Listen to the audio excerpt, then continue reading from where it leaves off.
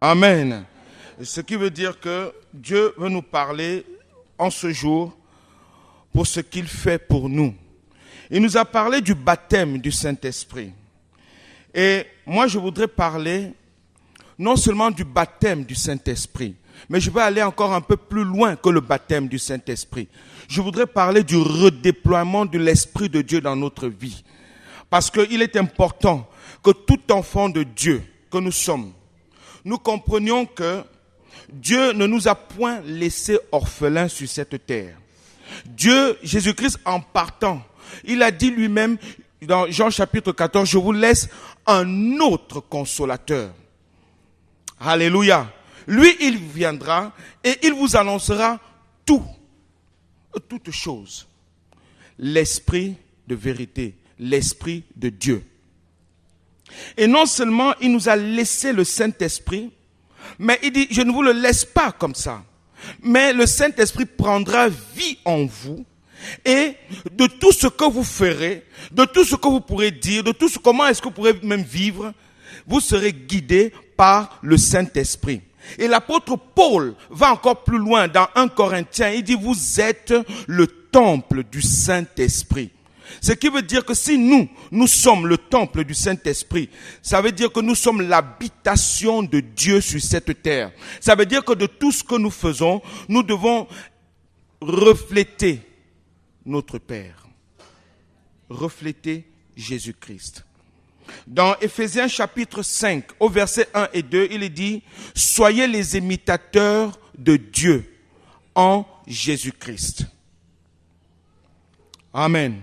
Et si Jésus-Christ nous a laissé le Saint-Esprit, c'est parce que lui-même a fait cette expérience avec le Saint-Esprit sur la terre. Alléluia.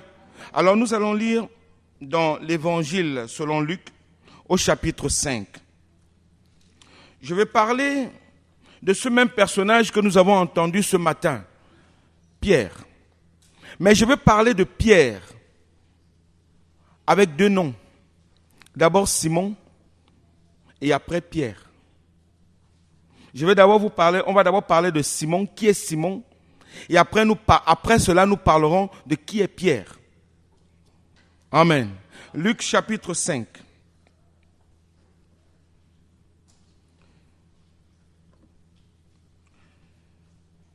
À partir du verset 1er. Comme Jésus se trouvait auprès du lac de Génézareth, et que la foule se pressait autour de lui pour entendre la parole de Dieu, il vit au bord du lac deux barques, d'où les pêcheurs étaient descendus pour laver leurs filets. Il monta dans l'une de ces barques qui était à Simon, et il le pria de s'éloigner un peu de terre. Puis il s'assit, et de la barque, il enseignait la foule. Lorsqu'il eut cessé de parler, il dit à Simon, avance en pleine eau et jetez vos filets pour pêcher. Simon lui répondit, Maître, nous avons travaillé toute la nuit sans rien prendre, mais sur ta parole, je jetterai le filet. L'ayant jeté, ils prirent une grande quantité de poissons et leur filet se rompait. Ils firent signe à leurs compagnons qui étaient dans l'autre barque de venir les aider. Ils vinrent et ils remplirent les deux barques au point qu'elles enfonçaient. Quand il vit cela, Simon-Pierre tomba aux genoux de Jésus et dit, Seigneur, retire-toi de moi, parce que je suis un homme pécheur. Car l'épouvante l'avait saisi, lui et tous ceux qui étaient avec lui, à cause de la pêche qu'ils avaient faite. Il en était de même de Jacques et de Jean, fils de Zébédée, les associés de Simon. Alors Jésus dit à Simon, ne crains point, désormais tu seras pêcheur d'hommes. Et ayant ramené les barques à terre, ils laissèrent tout et le suivirent. Amen. Seigneur, nous te bénissons encore cet après-midi, parce que c'est toi qui vas encore, mon Dieu, nous parler, nous enseigner, nous consoler, nous reprendre, nous éduquer, Seigneur mon Dieu, nous briser et nous former comme toi tu vois bon qu'on doit être formé en toi, par toi et pour toi seul. Saint-Esprit, nous voulons te remettre toutes choses au nom tout-puissant de Jésus-Christ. Que toi-même tu nous conduises, que tu nous accordes encore ta sagesse. Permets-nous de comprendre, Seigneur, ta parole encore ce jour, Jésus. Enseigne-nous cet après-midi. Remplis ma bouche, afin que, Seigneur, tout ce qui en sortira ne provienne que de toi seul et rien que de toi seul, Saint-Esprit, au nom de Jésus-Christ. Bénis-nous et que tout esprit soit rendu captif à la pensée de Christ cet après-midi. Que tout autre esprit qui ne t'honore pas et qui ne te glorifie pas soit mis dehors maintenant. Maintenant, au nom tout-puissant de Jésus-Christ. Amen. Alléluia. Voici un personnage qui, nous tous ici, nous le connaissons. Pierre. Quand on parle de Pierre, on dit « Ah, Pierre !» Son ombre guérissait les malades. Quand il passait quelque part, rien que quand il faisait chaud, on plaçait les malades au bord de la route, et quand il passait, les malades étaient guéris. Mais cet homme-là, Jésus-Christ lui a donné le nom de Pierre, parce qu'il s'appelle réellement Simon. Simon était un juif croyant. Simon connaissait la loi de Moïse. Simon, c'est son nom religieux qu'on lui avait donné, que ses parents lui avaient donné. Et Pierre, c'est le nom que Jésus-Christ, lui, il est venu lui donner. Jésus lui a dit, dorénavant, tu ne t'appelleras plus Simon, mais tu t'appelleras Pierre. Et sur cette pierre, je bâtirai mon église. Son nom de redéploiement. J'ai intitulé ce thème, le redéploiement du Saint-Esprit dans nos vies. Il est important que tout un chacun de nous, nous comprenions que nous avons accepté de servir Jésus-Christ. Nous avons accepté de suivre Jésus-Christ. Nous avons accepté de marcher et de faire et de vivre selon sa volonté. C'est pourquoi il nous a laissé le Saint-Esprit, afin que le Saint-Esprit soit notre conducteur sur cette terre.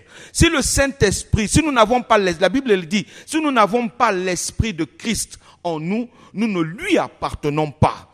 Et il est important que tout enfant de Dieu que nous sommes, l'Esprit de Dieu soit notre conducteur sur cette terre au nom de Jésus-Christ. Alléluia. Simon était rempli de religion. Simon connaissait la parole de Dieu. Simon savait qui est Dieu. Simon est un homme fragile, inconstant, traditionnel. Son nom, lui, il n'impactait personne. C'était un grand pécheur. C'est quelqu'un qui allait sans doute à la synagogue tous les samedis et il allait adorer Dieu. Et il faisait ses aumônes et tout ce qu'on veut. Et il rentrait chez lui et il regardait sa femme et il vivait toutes choses religieusement. Le lendemain, il repartait à la pêche. Il allait pêcher. Il n'impactait personne. Il ne pouvait même rien faire. Mais nous savons que quand il est devenu Pierre, quelque chose s'est produit dans sa vie. Il y a eu quelque chose dans sa vie. Et c'est de ça que je voudrais parler cet après-midi. Quand on parle de Pierre, on voit une autre dimension de la vie de Simon. Considérons sa vie le jour de la Pentecôte et considérons aussi sa vie après la Pentecôte. Que s'est-il passé dans la vie de cet homme qui était avant la Pentecôte, a renié Jésus-Christ et a même osé dire qu'il ne connaît pas Jésus. Et pourtant, c'est un homme qui a marché avec Jésus-Christ et a vu et a vécu la puissance du Saint-Esprit dans la vie de Jésus-Christ.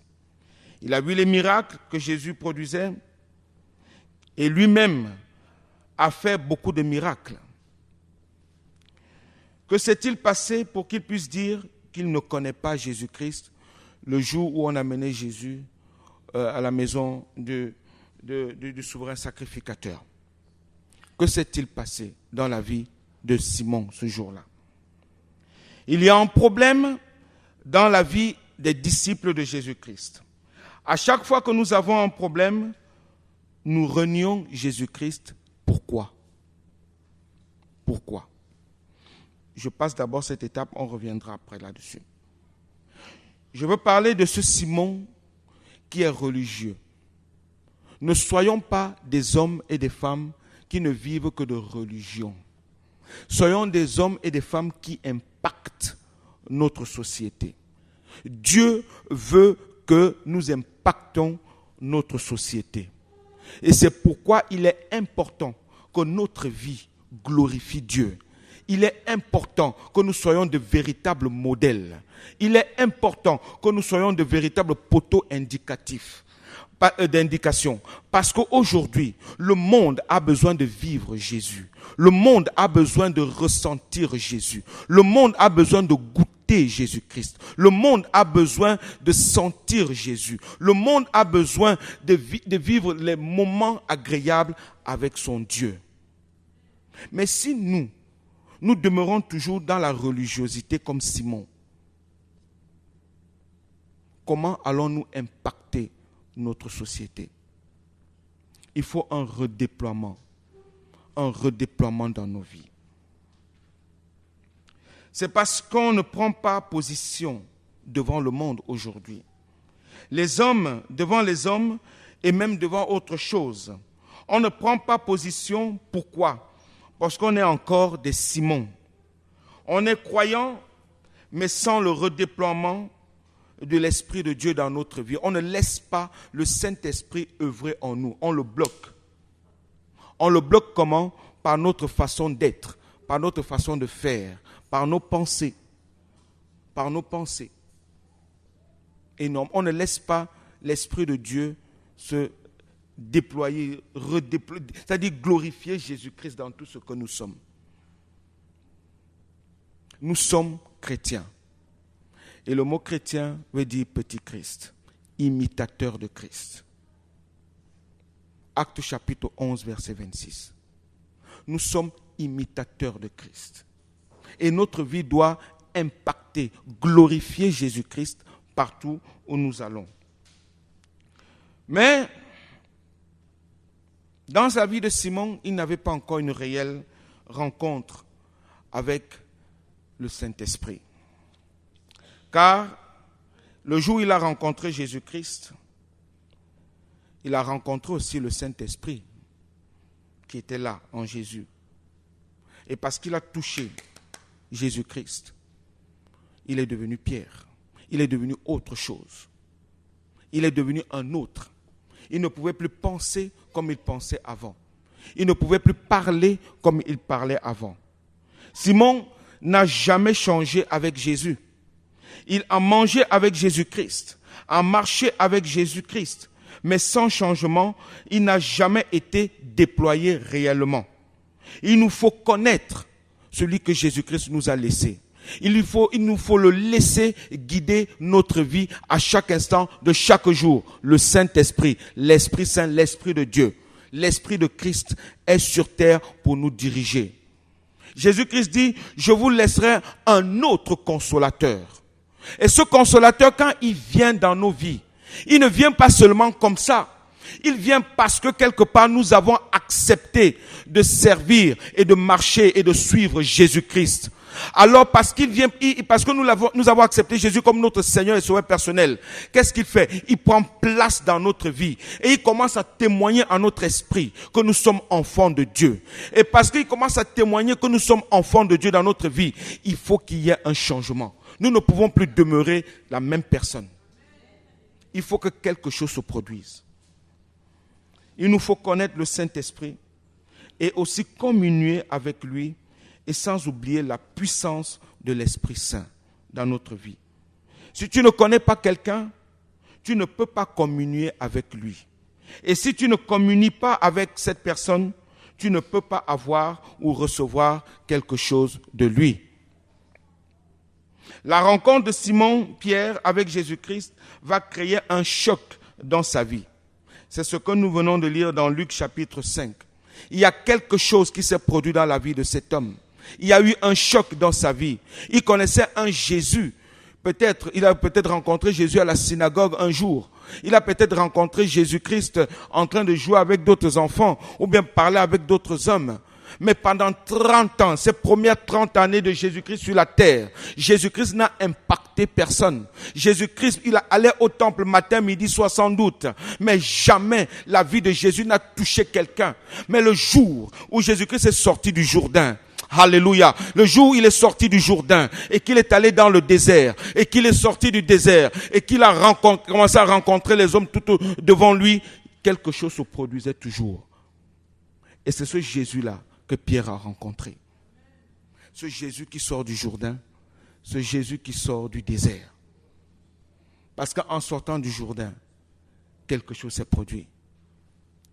Le Saint-Esprit est descendu sur lui. Amen. Il est dit Jésus rempli du Saint-Esprit. Après il est dit Jésus revêtu de la puissance du Saint-Esprit.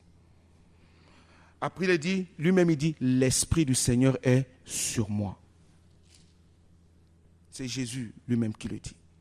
Et quand il a dit cette parole-là, l'Esprit du Seigneur est sur moi pour quelque chose. Et regardez, quand on arrive au chapitre 5, quelque chose se produit à ce moment-là. Dans Luc chapitre 5. Luc 4, on parle de Jésus qui est rempli du Saint-Esprit, qui revient du Jourdain et qui est conduit par l'Esprit dans le désert. Dans Luc chapitre 4, verset 18, il est dit « L'Esprit du Seigneur est sur moi parce qu'il m'a oint pour annoncer une bonne nouvelle aux pauvres. Il m'a envoyé pour guérir ceux qui ont le cœur brisé, pour proclamer aux captifs la délivrance et aux aveugles le recouvrement de la vue, pour renvoyer libres les opprimés, pour publier une année de grâce du Seigneur. » Il finit de dire ça. Au chapitre 5, il y a un grand miracle qui se produit. Un grand miracle. La vie de Simon a changé. Ce n'était plus le même Simon. C'est maintenant Pierre. Simon Pierre. Le Simon selon Dieu. Simon le Juif, le croyant, le bon disciple de Moïse, un homme qui vit de tout son cœur à avoir obéir à Dieu. Nous constatons que ça ne va pas comme la plupart des Juifs de son temps.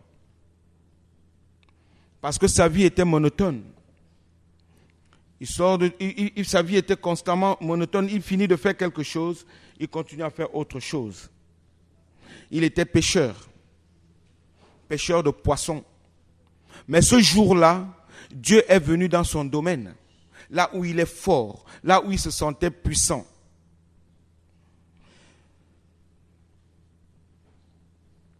Simon va rencontrer quelqu'un d'autre ce jour-là, Jésus-Christ. Il rencontre quelqu'un qui vient changer sa vie. Le Jésus qui va venir sur la scène dans la vie de Simon, qui est-il vraiment? N'oublions pas, comme je l'ai dit, Jésus existait déjà. Les 30 premières années de Jésus, personne ne le connaissait. Mais 30 ans après, on a commencé à connaître Jésus. Parce que l'Esprit de Dieu est descendu sur lui pour qu'il continue à faire l'œuvre de Dieu sur terre et au travers de nous. Et au travers de nous.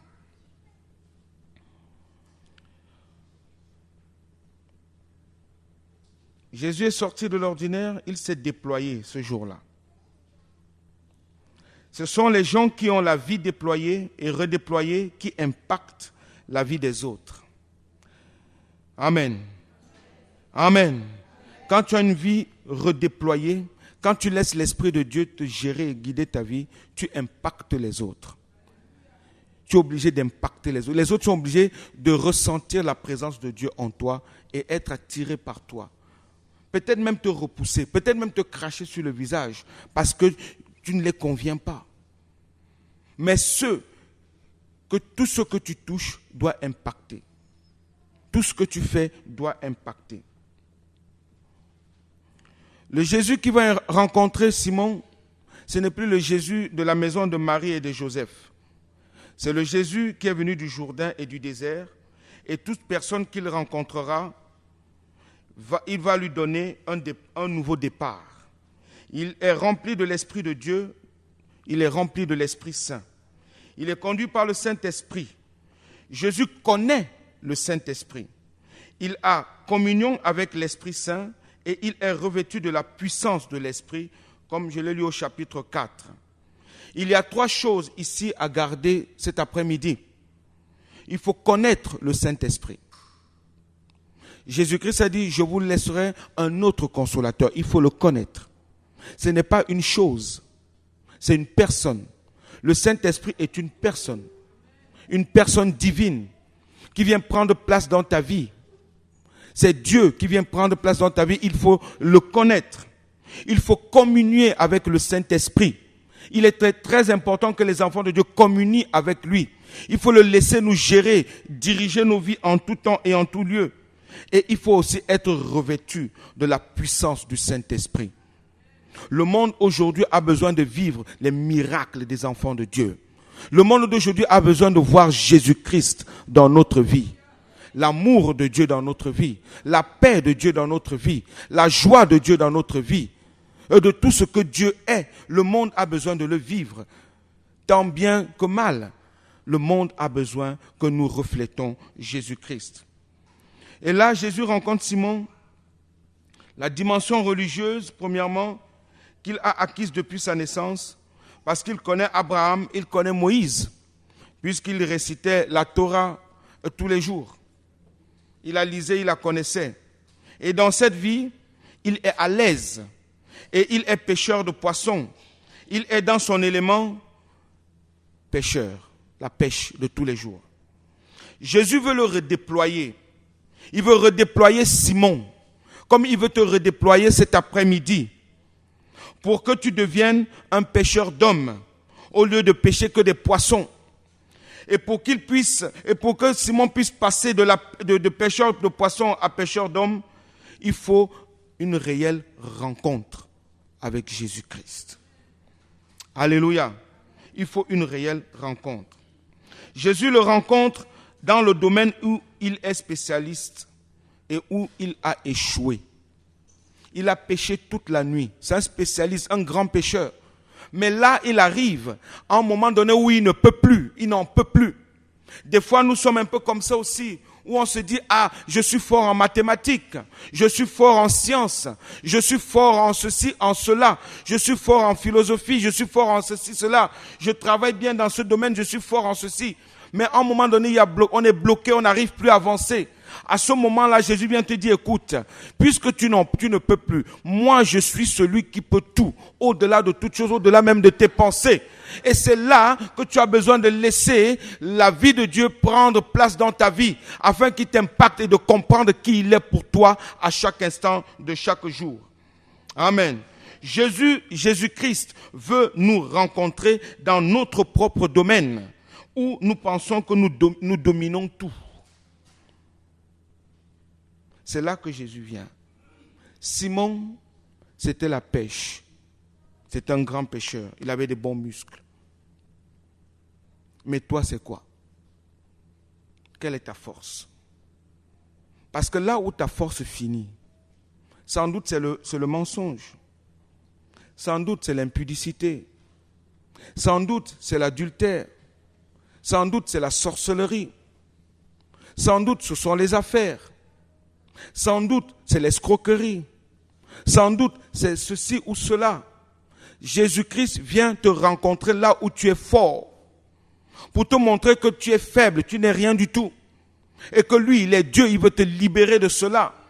Et que lui seul est capable de te donner autre chose que toi tu pensais, ou autre chose au-delà même de ce que toi tu avais. Simon était pêcheur de poissons. Jésus-Christ change sa vie en pêcheur d'hommes.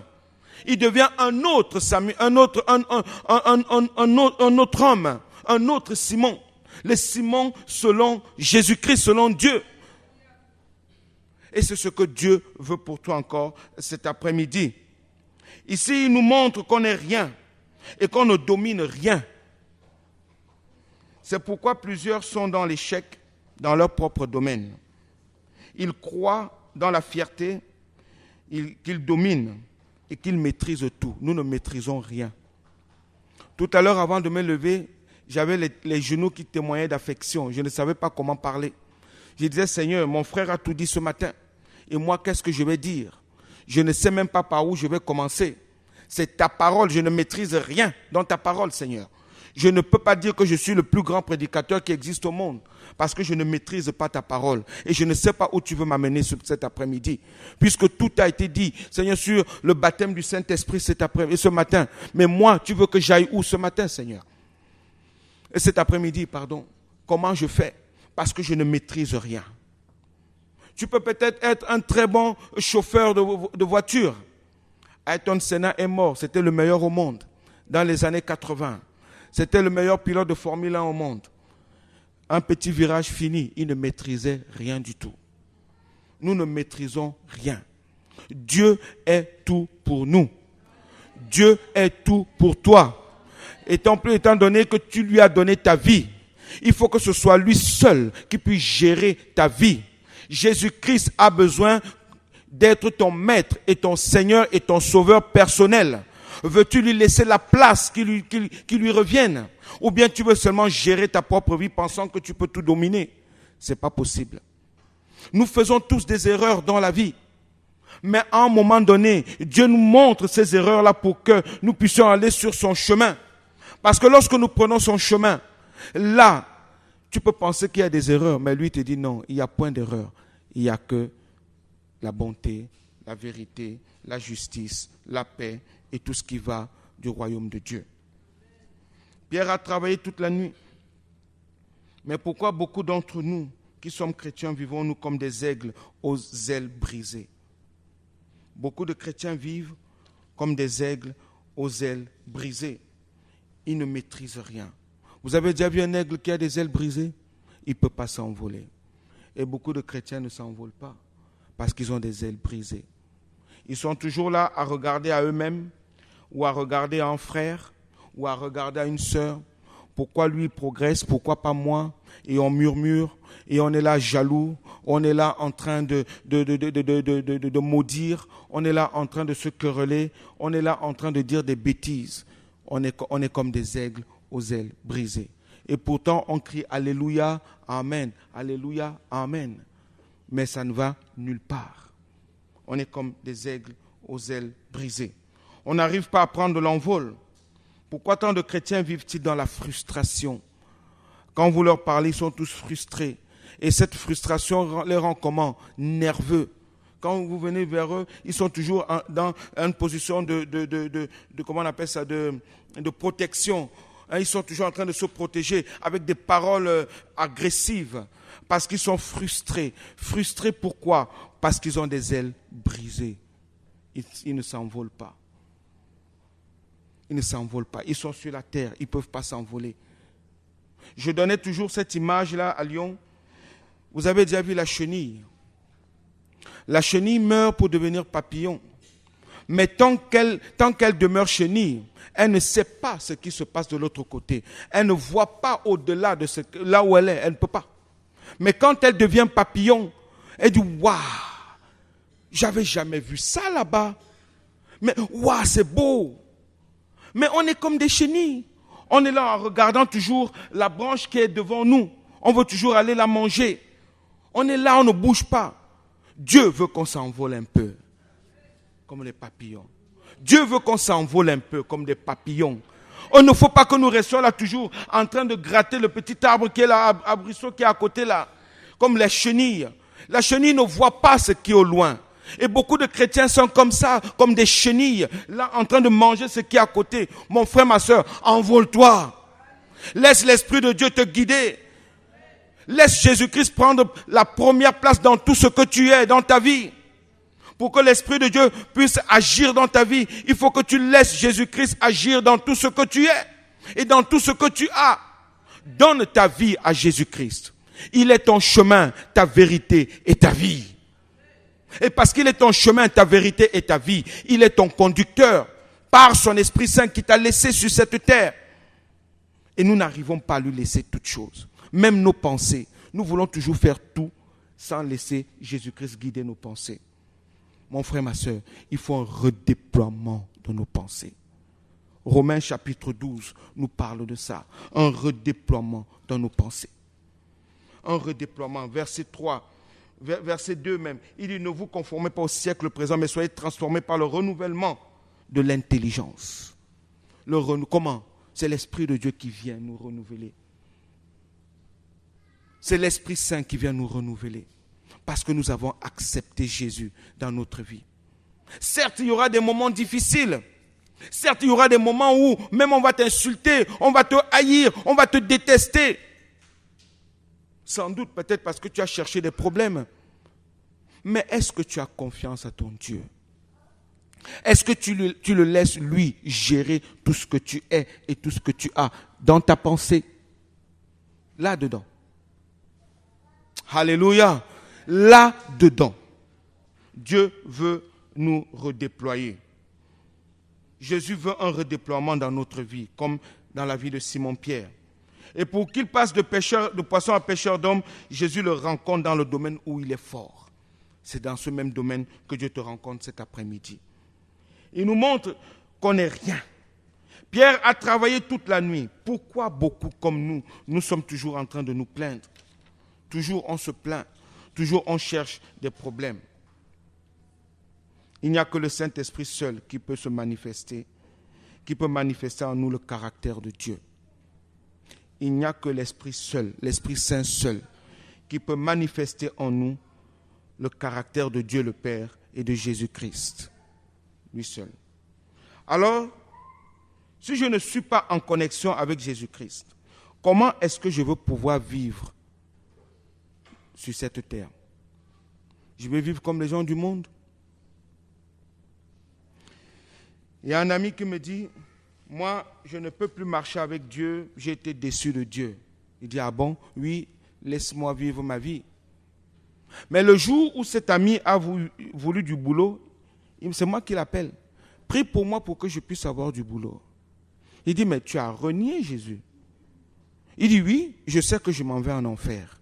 J'ai dit, tu ne peux pas dire cela parce que même quand tu parles là, l'amour de Dieu pour toi est encore plus grand. Dieu t'aime. Il me dit, je sais que Dieu m'aime, mais moi je suis voué à l'enfer. Alors laisse-moi vivre ma vie. Il dit, mais pourquoi tu m'appelles alors pour que je prie pour toi? Il me dit, parce que je sais que c'est Dieu qui domine tout sur la terre. Surpris. Surpris. Soyons des hommes et des femmes qui vivent par le Saint-Esprit. La seule personne divine qui est sur la terre, c'est le Saint-Esprit. C'est lui qui amène la nature divine, le caractère divin, qui amène la gloire de Jésus-Christ dans notre vie. Car c'est de lui que Jésus-Christ a parlé dans les évangiles. Il y a un autre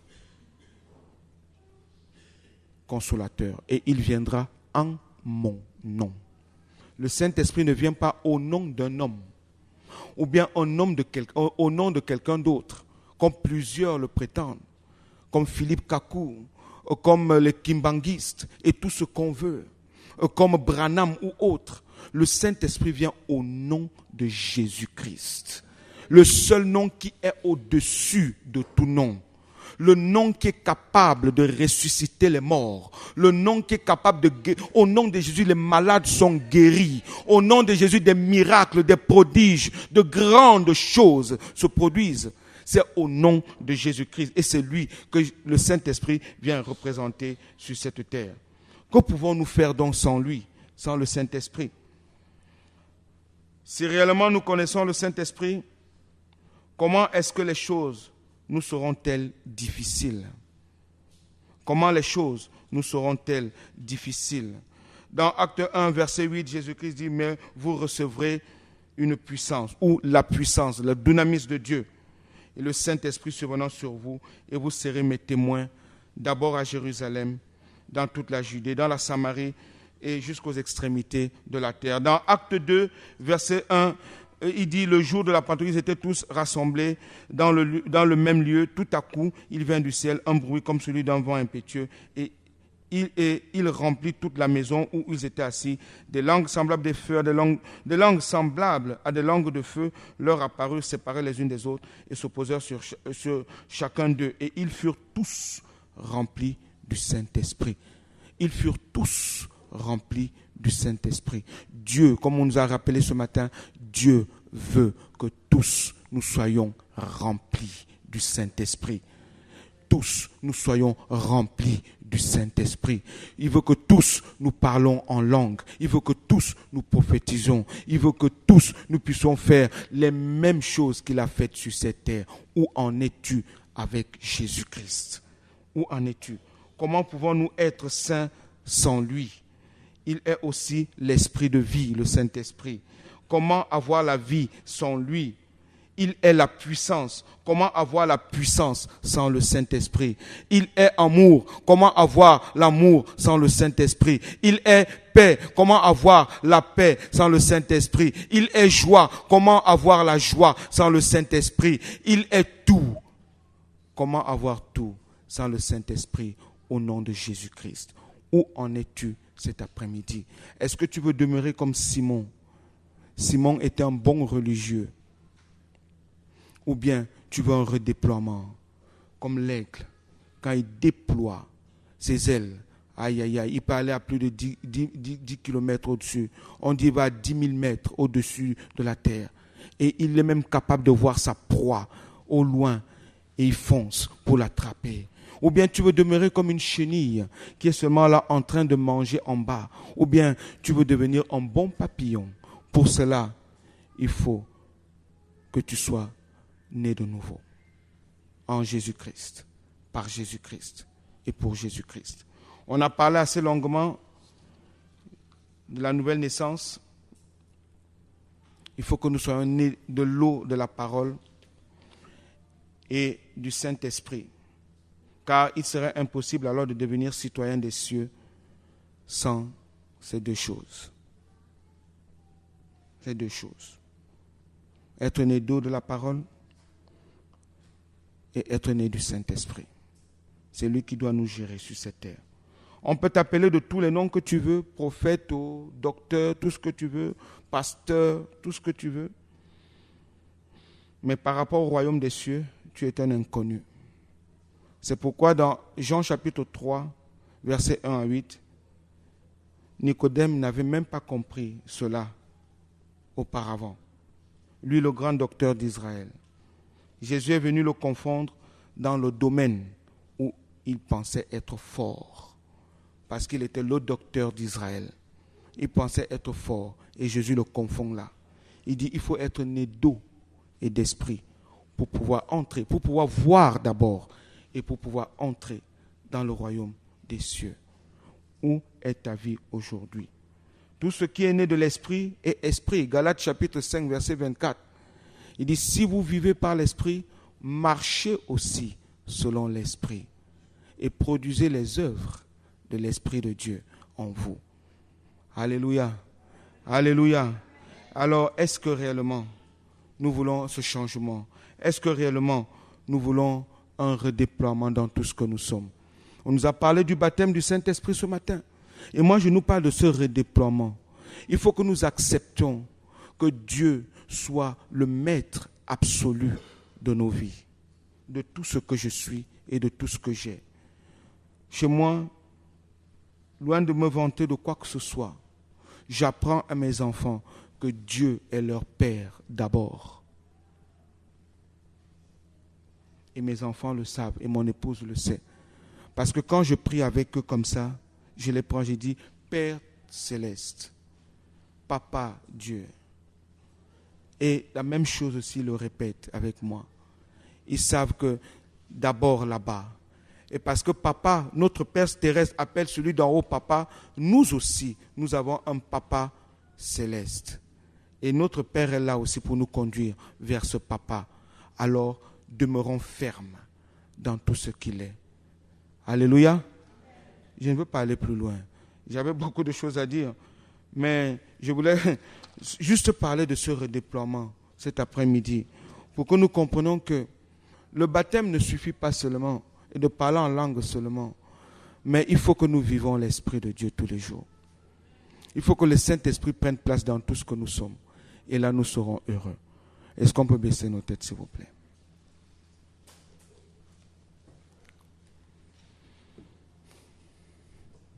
Sans doute, dans ta vie, tu es demeuré comme Simon, un bon religieux, une bonne religieuse. Sans doute, tu as même reçu le baptême du Saint-Esprit et autres. Sans doute, tu aimes Dieu, tu veux servir Dieu. Mais dans ta tête, il y a encore des choses qui ne vont pas. Tu n'arrives pas encore à tout donner, à tout lâcher. Et tu veux que l'Esprit de Dieu soit ton guide. Je vais seulement te demander une chose. Ne demeure pas comme la chenille. Il va falloir que tu passes réellement par la nouvelle naissance. Il va falloir que tu sois un bon disciple de Jésus-Christ. Il va falloir que tu abandonnes ce que tu es et que tu le donnes à Dieu en Jésus-Christ. Et parce que tu lui donnes ce que tu es et que tu acceptes ce que lui il est, alors là, tu seras plus que vainqueur. C'est Dieu qui doit être ton guide parce que tu ne t'appartiens plus. Tu ne t'appartiens plus.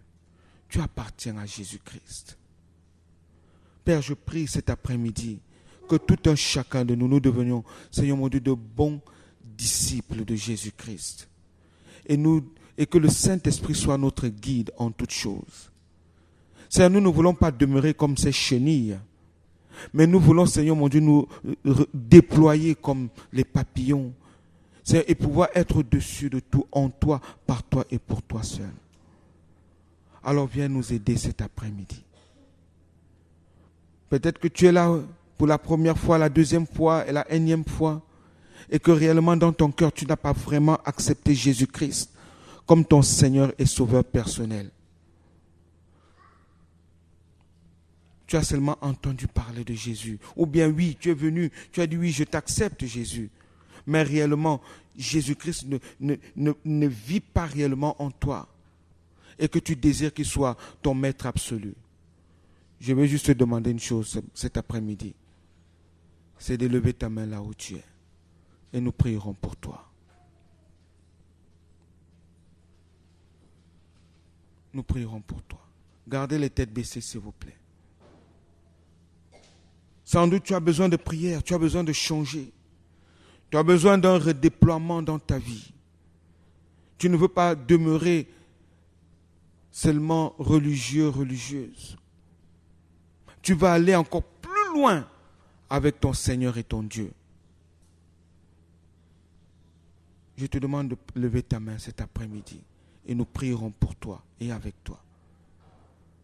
Afin que vraiment toute ta vie soit une vie. Dieu te voit, merci. Dieu te voit aussi, amen. Amen. Beaucoup de mains qui se lèvent. Je vais inviter le pasteur Linderman de venir. Restons comme ça, s'il vous plaît.